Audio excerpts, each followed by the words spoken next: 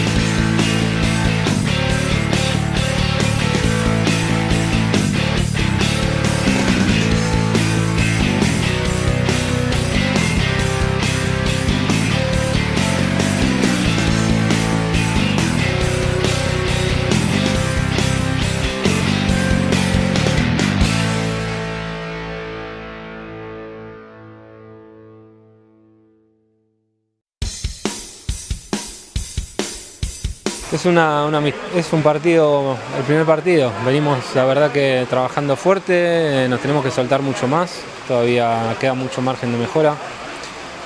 Y bueno, no ha sido nuestro mejor partido, desde luego. Bueno, creo que estamos trabajando bien, estamos empezando a sintonizar otra vez entre todos, tanto con el cuerpo técnico, que es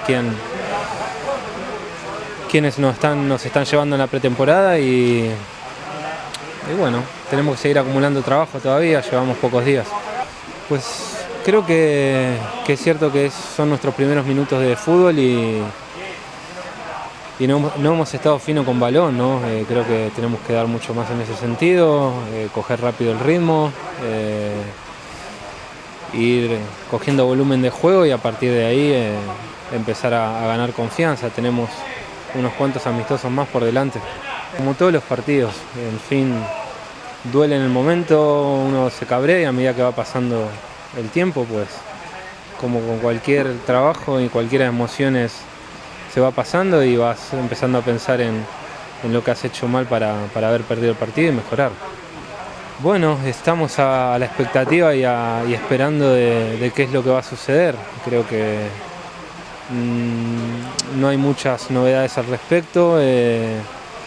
Parece ser que van a vender el club, van a venir nuevos propietarios, pero realmente no tengo ni idea y esperando un poco para ver lo que sucede y desde el lugar que nos toca a nosotros, pues seguir trabajando día a día, que es lo que al fin y al cabo tenemos que hacer. Lo he visto, tuvo un gol, creemos que es un golpe, esperemos que sea solo eso, porque no nos podemos permitir el lujo de perder a nadie, ¿no? Entonces, creemos que es un golpe, lo que he visto aparentemente tuvo un golpe en la espalda y a ver cómo evoluciona en las próximas horas, pero aparentemente se recuperará y estará bien pronto.